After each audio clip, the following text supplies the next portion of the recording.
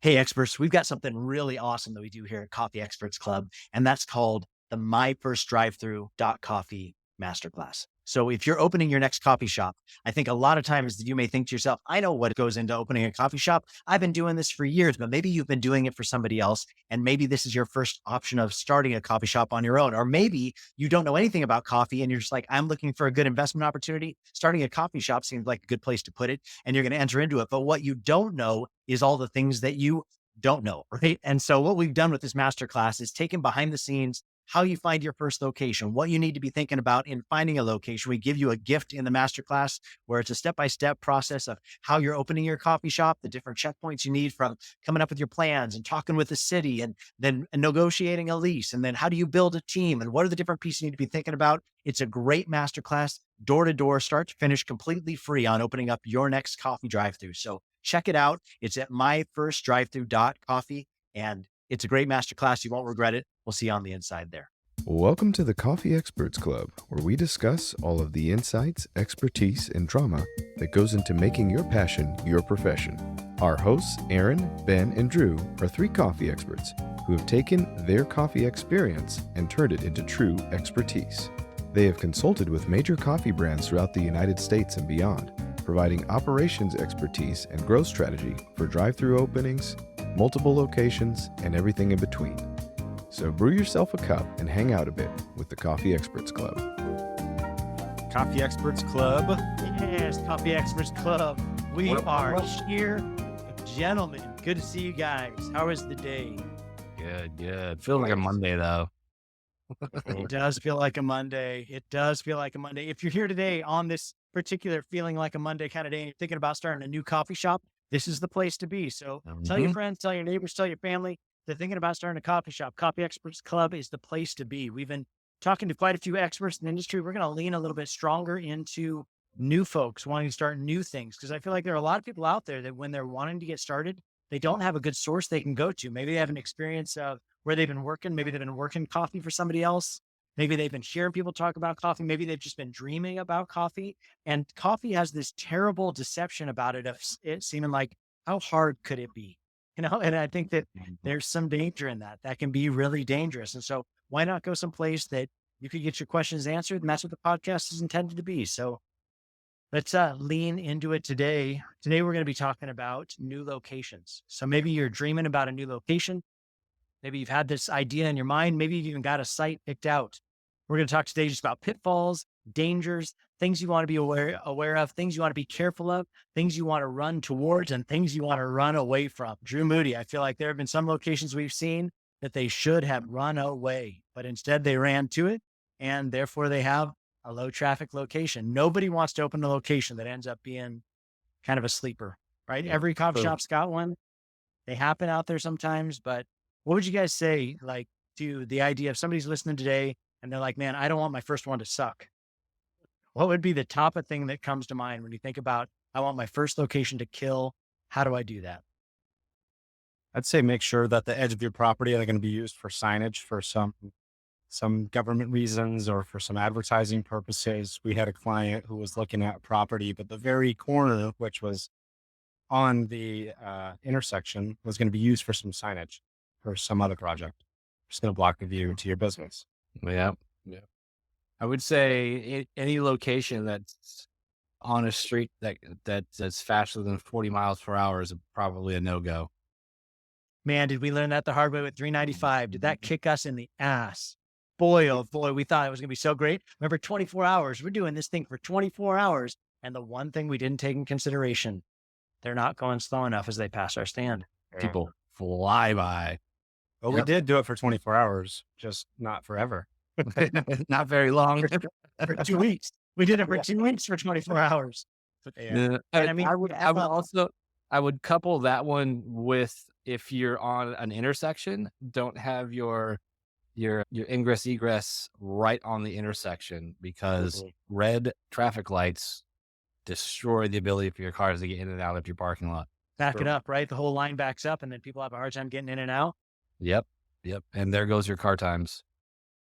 Which it was really interesting, Drew. I know we didn't Human Being Reno's newest location, Plum, didn't we end up piping out onto the artillery just for that very reason? You know what I mean? Like bring them in to try and pipe them out on something that's a little bit easier to get in and out of, something that's a little more traffic controlled, like a light, Yeah. I think makes a lot of Well, difference. they had to go back and forth with the city too about the whole thing, and eventually they actually convinced the city the reasoning was valid, because the city has their reasonings and we might not understand them, but they want things to be a certain way. So when they're not copy folks, they're government workers most of the time. They don't necessarily understand the ingress egress flow of traffic, and so going at it and telling them, hey, look, this is projected. If I have 10 cars in line, this is going to be a problem for everybody, including your people driving on the streets. And bringing that knowledge to them can help you, run them over in the long run. Yep. Yeah. I was thinking, just realizing too, traffic count, right? Traffic count's a big deal. Yeah. Everybody I think knows that, but you're only going to get a percentage of the amount of cars driving by. What do we say? Like, what do we say a location is, Drew? Like 1.5 or something like that, 1.5 of every car's multiplier to come in. And I just think, so make sure your traffic count is hot and heavy, right? Because the last thing you want is a sleeper of a street. And then just be thinking, everybody's going to come though. Everybody's going to love my stuff. Everybody's going to hear about it. They're going to come in. And it's like, that takes a long time to build a following like that. You know what doesn't take a very long time to build a following? Lots of eyeballs. Yep. So get lots of eyeballs on your stand, able to get that word out there. I love what they did up at Coffee Republic with their dancing dude out on the street. You know what I'm saying? Like that's another one, like lots of traffic, but high speeds, like get something out there that's going to flag people down and tell them, hey, drive through coffee here. Like in our location in Belize, last time I was there, Drew, I was driving around on a golf cart, stapling up on all the telephone poles, drive through coffee this way, like call people out, make sure they understand. I mean, we have a huge sign out in front of our location. It's like 4 feet by 8 feet. It's like this huge piece of like plywood that we're able to put up new banners on every quarter. And still, people I was having conversations with out on the street are like, where's it at exactly? I'm like, how could you miss it? The thing is, you cannot miss it, but people still miss it. It's true. Well, I mean, we live in our own little bubble, you know what I mean? So when I live here on the island, I don't go to certain points. I don't go past a certain point. It's the same thing in San Ignacio. There's a sister city, Santa Elena, 10-minute walk away, and people don't know where our coffee shop is just because they're in their little bubble of, routine. No, it's true. I would say as a new coffee shop owner, you of course are going to be in love with your baby, right? So enthralled with your new coffee shop company that you're going to think that everybody's going to love it as much as you are. You're going to think everybody's going to know where it is because you know exactly where it is, or everybody's going to want to slow down and stop in because you love the place. And really, I've seen a lot of coffee companies, they forget the fact that your coffee shop is a convenience item. It's not a destination item, meaning like Right. people aren't driving 25 minutes out of the way because they know exactly where your coffee shop is and they have to be there.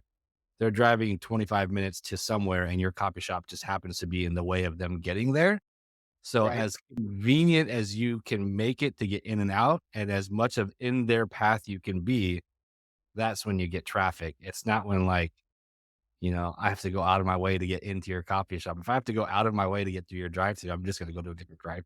So true, man. Be careful not to fall in love with your own Kool-Aid, right? Or in this conversation, your own Java. You know what I'm saying? Like be super careful of not falling in love with your own concept so much so that you convince yourself that the principles that guide the universe don't apply to you. And like all of us have driven by that coffee shop that we love so much and seen the line too long and been like, yeah, I don't like that place up the street quite as much as that place there, but I sure as hell am not going to wait in that line for that long. Yep. So you'll go to your second most choice just because coffee shop number one isn't pushing fast enough. So I think all the things you want to think through of, can I push enough cars through this? I know, Ben, we looked at a couple of sites back in the Roasters days where it was just a little postage stamp and you're like, we're not going to be able to stack enough cars here. And it is going to be an absolute nightmare for us. And so even though this location looks amazing, see the future, man. I think there was one on Clearwater. I think there was one that we had looked at and you're just like, dudes, that could work. And it will be like a nightmare overnight. Like we're writing our own book of nightmares, like stay away from things that are going to turn into a pain point. Because just like you said, that intersection stacks so ugly, so bad, people will literally avoid that side of town just to not get stuck in that gridlock. They're not going to want to get out and get a cup of coffee and then not be able to get back in.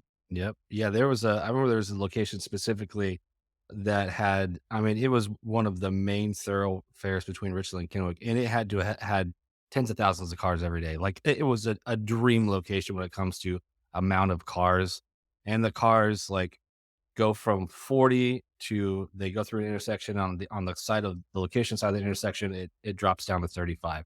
So you have people being forced to slow down, thousands of cars, but the lot sat right on an intersection. The ingress egress was right on the intersection.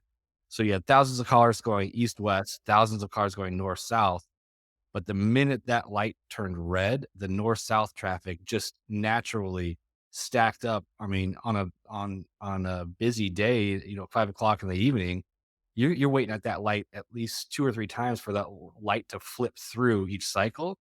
And to have your cars exit your drive through onto that would be, it would be impossible. And then coupled with that, the queue space for that lot, you could have queued maybe 8 cars total. So your cars Right. can't get out. You don't have room to get cars in. So you're just from 5 o'clock to 7 o'clock, you're like, I just don't have customers at this time because it would be impossible. Finally, we were like, nah, you can't do that. There's no way. It's beautiful looking, but if you actually get onto the site and walk around, you'd be like, this is impossible. Pretty sure it's still empty too, right? And that was years ago we were looking at it. Yeah, that was in what, 2017, 2018. A lot's still empty because nobody's insane enough to find something there. Yeah. I think that's probably a real good piece of information. So if you're looking at a site, like you can get really excited about things, I would encourage you, go sit at that site at the times when you need it to crank. You know what I mean? Like, go sit at that site when Sally's dropping off Johnny at school in the mornings. Like, see how the traffic's moving. Is it coming your direction or is it going the other direction? And would it be a nightmare to come across traffic, be able to get into your location? Because most people probably won't.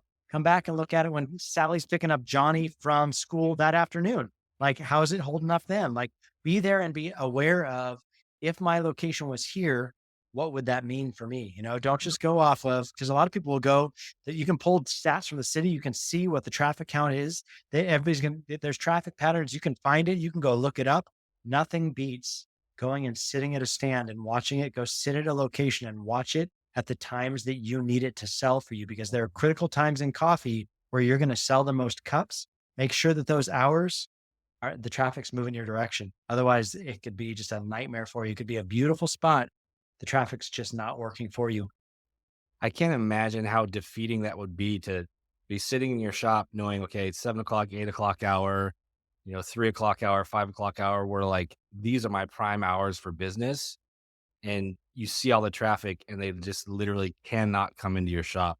And then the hours of the day where there's no traffic, well, nobody wants to get coffee anyway. So you're like, double-edged sword, like, don't shoot yourself in the foot like that. Yep. I love it. You know what I would say too, and Drew, maybe you and I could talk about that just a little bit. Like, so we're looking at building our third location down in Belize, which is exciting, and looking for non-conventional opportunities, right? Like, I think that people are always thinking about people that are developing things. Oh, there's new development going up. I bet a coffee shop would go there. Oh, there's a new site. I bet a coffee shop would go there.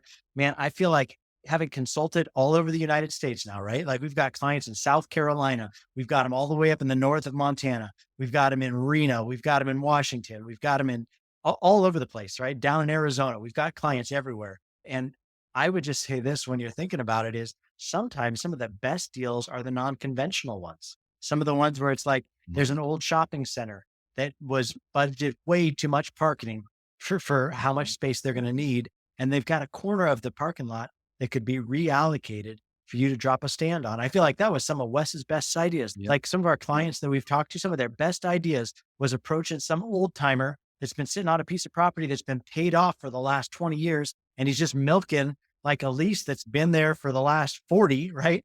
And he's sitting on a piece of asphalt that's doing him no good because they never fill it that full anyway. Hey, why don't you think about dropping a nice little coffee stand right on the corner there? All you have to do, go into him and ask him to help you with getting the utilities out that far. Hey, if you could just stub them in that far, I'll tie in and I'll handle the bill. If you could just give me that piece of parking lot and then just land lease a dead piece of parking lot. Like, do you know how cheap some of those look?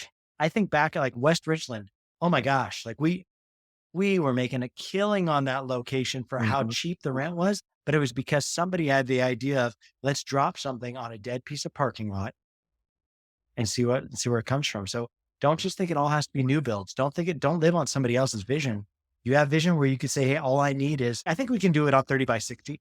I think we can do it on that much space, and we're having to size things down to make it work. But this location we're looking at in Belize is a great intersection. It's a great spot. It's close enough to town, but just far enough out of the fray. And this guy was not thinking coffee when we approached him, but now he is because he sees how we're already performing on San Pedro, and it's been cool. That's true. And usually if you think about it could be a shopping center, it could be like a strip mall, it could be a business complex. Most of the time those are on busy streets. And most of the time the lots you're going to get are going to be right on that busy street. You're not going to be off the street. They're not going to put you closer to their businesses. They're going to put you off out of the way where people who are parking. It's not going to affect them. They're going to be able to park right there, go in, get whatever they need and leave. And if it is a shopping center, most of the time, not both people in the car want to go shopping.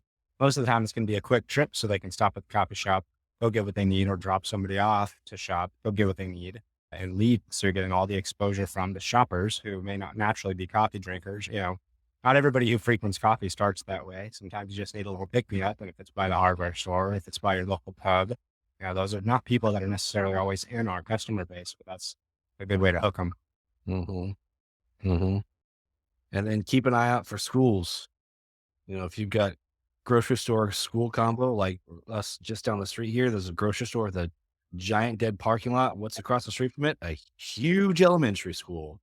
That's like your cream of the crop customer base right there, who are like, you put a coffee shop right there, and they actually just threw a little strip mall Starbucks in. And of course, it's like the line's like 10 cars deep, 24/7 now. It's right across the street from a school and the parking lot of a Safeway. It's like win-win. Hey, coffee experts, those of you running independent coffee shops, you're always looking for ways that you can drop your costs. And we here at the Coffee Experts Club really understand that. And so we've started something called Indie Coffee Coalition. And what it's designed to do is to drop your costs on two of the things that you're probably experiencing the highest sales volume in your store. And that is energy drink and frat mix.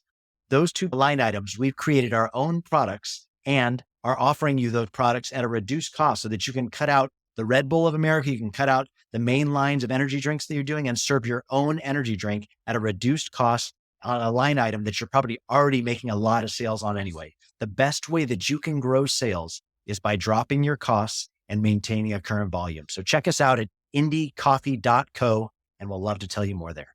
Talked about this before, but know your avatar, right? Know who it is going after. What is your niche? What makes your coffee different? Coffee is pretty much coffee, right? There's only so much you can do different, but there is ways that you can call out to different people. I love the Outsider brand because they're going after people who feel like outsiders in community, feel like they haven't found any place to connect in. And Lindsay and Siege do a great way of leaning in and saying, hey, we're your people. Come here and do it there. They've identified their avatar. There are some people that I've seen who've gone ultra Western wear. You know what I mean? There are people out there that it's like bikini beans, they're going out, they've got all these different things. Find what your avatar is. And then we've talked about this before.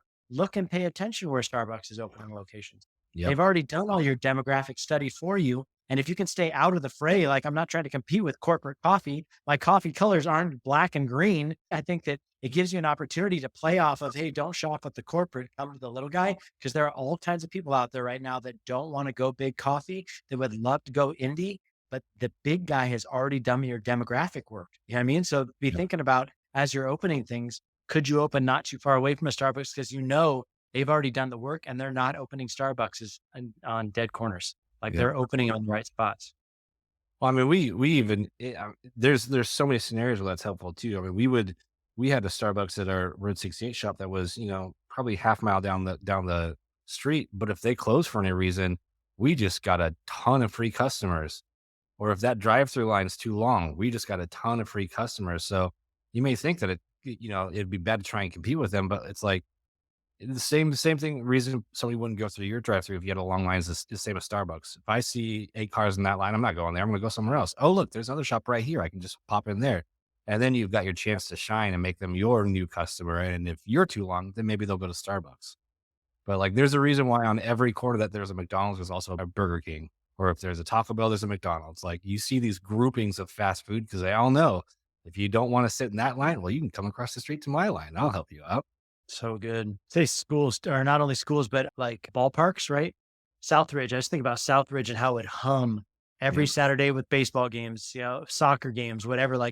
Put yourself next to collateralized assets, right? Places where they're already going to be an attractor. They're already going to have games there all day Saturday. They're already going to be taking people to practice there on the week evenings. Think about how traffic's already moving and ask yourself, how can I add myself to this particular opportunity?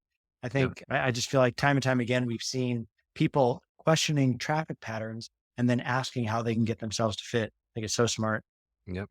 And one of our most successful stores was not near any other retail location. It was on the edge of a That's right. huge residential development on the Yep. way into town.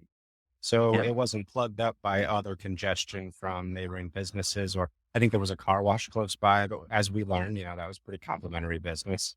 But it was just out of the way, it was on the way, on the main drag, but out of the way from other potential businesses, and easy ingress, easy egress. And, it was our perfect target demographic as well, living out in that area. Yeah, I think it's smart what you said is just really honing in on who is your customer, because then you can really hone in on, okay, what are their consumer habits? If my target customer is suburban middle-aged mom, what does a suburban middle-aged mom do every day? And how do I put my shop in the middle of that? Is she driving her kids to school every day at 7 a.m.? Okay, where can I put my shop in her way? Is it the baseball fields like you were talking about? Well, every, Monday, Wednesday, Friday is baseball day, and every Saturday, Sunday is soccer day. So I'm having all these suburban moms come and drop their kids off. Like, who is my customer? What are their habits? And then how can I strategically place myself in the middle of those habits so they have to come through me to get to where they're going? I think kind of like what I hit on earlier is a lot of business owners think that their business is going to be so good that people are going to go out of the way, which that might be the case. If you've got a big following towards the end of the Roasters days, we were a sort of a destination coffee shop. But if you're starting your first coffee shop, you literally have to get in the way of people, make them go through you. And then they go, oh, that was that thing I keep driving by every day. I should probably stop. I've done that myself, even just recently. There's a barbecue joint here and I drive by it all the time. And finally I was like, I should stop in there. And it's great. And I was like, oh my gosh, I've driven past this like 80,000 times. I finally stop in and now I'll probably go there more often. You have to just get in the way of people until they notice you and they're your customer. I think too, you mentioned it just in passing, but I mean, I think of good old Tim Bush and the friend that he was to Roasters for all those years with his car washes. Bush car washes went in next to Wes time and time again, was a development partner. Every time Tim thought about developing someplace, he'd approach Wes on, hey, this is the location I'm thinking about. What do you think? Synergistic businesses. Be thinking about businesses that could complement what it is that you do. Don't think that you have to be an island. Don't think you have to do it all by yourself. It actually could really benefit you if you had somebody that was considering consistently building something that you could partner up with that would complement their business. And what they found was, man, it's really convenient for people getting a car wash to just swing by and grab a coffee.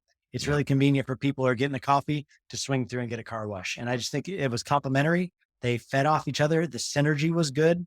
Be looking for places. I know down in Belize, our location number 2 backs right up to a bar that's like it's so cool. Like a big palapis, like canopy of like palm frond tent and outdoor seating. So cool. But their main traffic is at night and our main traffic is in the morning, so it's really cool because all of our main traffic in the morning sees this guy's place to come back and check out at night. And everybody at night that's hanging out there at night is checking our place out for when they need it in the morning. So I think it's a really cool complementary thing where we're not getting in each other's way and we're actually able to do some really cool stuff together. That we buy burritos from him because he makes burritos in his restaurant. It really helps us with food. We sell him ice sometimes when he's running low on ice, or we'll sell him energy drinks when he wants to complement his bar stuff with energy drinks. I think it's just a cool synergistic business. And man, I've really been grateful for Kevin and what he's doing with Island Jungle Bar. In a really cool bar. I've been myself. It was nice. Yeah. And I mean, when I go out to spend money, usually I'm not going to go out more than once a day on a money spending trip. I might run errands. I might go visit people. I might go pick something up. But if I'm going to go spend money, I want to do it all usually as efficiently as possible. I'm not going to want to drive from one end of town to another end of town and hopefully not stop in between to do a bunch of things. So when we had the car washes and we had the coffee shops and we had the sandwich shops next to us, it's like, okay, I can get my morning coffee or I can stop and get an energy drink, get my car wash and go get a sandwich on my way back to work or at the end to end my day. So having, all of those businesses all in one spot. Well, if I'm going to spend money, I'm probably going to spend money in more than one place. And if I'm going to spend money in more than one place, hopefully they're close together. So choosing my business partner or my business neighbor, like with Kevin, there are they are going to see us in the mornings and see him in the evenings, but it's in the same drag. We got hotels next to us. We're not necessarily normal neighborhood traffic, but in the same sense, it's very complimentary to have the visibility between our businesses. I would say too, like something to think about is having a good list, right? If you're going to start a business, sounds so basic, right? But like have a good list that you're working from. Don't just like be coming up with random winger ideas that have, oh, wait, what about this? Do we remember to do this? And now we're going to do this. And well, how about this? Like start with a list and start forming it up and then form it into phases, right? Like pre-build, during build, post build. Like what are the things you want to happen at your coffee shop? What are the things that need to go into it when it comes to the equipment that you need and the vendors you need to set up?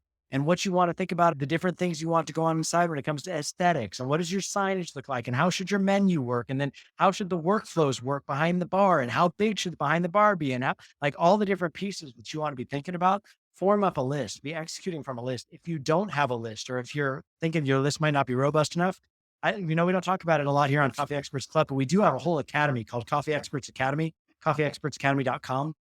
If you go there, we have 35 different modules taking you deep dive on topics like we're talking about today. If you're starting your first coffee shop, man, we've got a great list that's drilled out for you. And we have links into it, like of all the different things you think about. Hey, you need a sample set of plans. Hey, you need a sample this particular letter for a letter of intent. You need a sample lease that you want to talk about. Do you want, good links on where to buy equipment? Like we have all those things embedded into the document itself. It's a pretty badass little list. So if you are looking for things like that, there are great resources out there. Start your own list and then vet it against somebody that's done this a couple dozen times, you know what I mean? And then check that out. I feel like for all the brands that we've helped, we've got to open a lot of coffee shops. And from that, it makes our list so badass. And every shop that we open, whether it's mine and Drew's, right, as owners, or as coffee people that we're consulting, we use that same list every time, that same smart sheet every time we pull it up. And we work through it and we sign out the dates, and it's smart enough that it populates all the dates based upon how long it takes to do each one of the things. And it, man, has saved our bacon over and over again. And that list came out of how many dozens of times, Ben, that we had open locations and just whipped it out there trying to remember things. And Wes would say, hey, what about that? And we'd forget it. That was one of my early projects with groceries, is build a list, and it's just developed over time. So check it out, coffeeexpertsacademy.com. It's got some great assets for you. Yep. I think we've got a lot of other tools in there as well. That from every step of the way too, there's the training is from your new location to your people to the processes inside your location. How do I order, my dry goods? Am I ordering my dry goods correctly? Am I throwing money out the window with the way that I'm ordering my dry goods? That's something we did for the longest time too. It's just like, let's just write it down on a piece of paper and call it in on my phone, and hopefully I ordered the right stuff and the right amount of stuff. So there's a lot of information in there. Well, and all the way up to scaling your business too. How to scale properly, how to not grow in an unhealthy way, how to manage the growth properly, how to understand when you need to add staffing. That's something we struggled with for a while. And I'm moving as fast as I can. My baristas are all sweating, and it wasn't in Belize, it was in Washington. So it wasn't normal. At what point do we need to add people and make the system more efficient? Yeah. And how do you do it profitably, right? I think we spent a whole 4 modules on finance, like something that scares the crap out of people. Like we break it down very, very simple. Or like, hey, these are the line items that you need to know. This is what the percentages of them should be. And if they're not, this is how you control it. I think that kind of stuff is invaluable because, man, there was a place that opened up down the street here that only lasted like 6 or 8 months. And then they pulled the whole thing back down. It was just a little stand. And I watched it go up, and I thought, they weren't practicing some of the things that we've talked about on Coffee Experts Club here or in the academy. And I'm like, well, this is a great case study. And it lasted like 6 or 8 months, and they broke the whole stand down. And now it's just the curbs, hit the curbs for the drive-through. That's all that's left. And man, it makes my heart so heavy because I know it costs like tens of hundreds of thousands of dollars to put up a stand like that. And then to have to break the whole thing down and parcel that thing off for parts and pieces and equipment. Like that's just a heartbreak. So don't let that be you. Get a good list, find a good people to track with. Here at the podcast is a great spot for Coffee Experts Club. But man, the academy is great too. 35 modules, all the different tools. I think we give a free tool away every 4 modules or something like that. So it's super good stuff. And it's not just like junky tools and stuff we've used again and again and again and again, opening coffee around the States and internationally now, Drew. Our first international brand, Coffee de los Mayas. Anyway, thank you to our listeners that are tuned in today. Man, so good having you here at Coffee Experts Club. We love talking to you every single week. Invite your friends, tell the people that are thinking about starting coffee, come here and check it out. It's a good spot to be. Thank you, boys. Appreciate you hanging out. Thank you to our listeners for hanging out. We'll see you next week here on Coffee Experts Club. See ya. So, yeah. Thanks so much for joining us today. For those of you who are looking to become a coffee expert yourself, we offer an incredible, thorough training online for opening your first coffee drive-thru at www.myfirstdrivethru.coffee.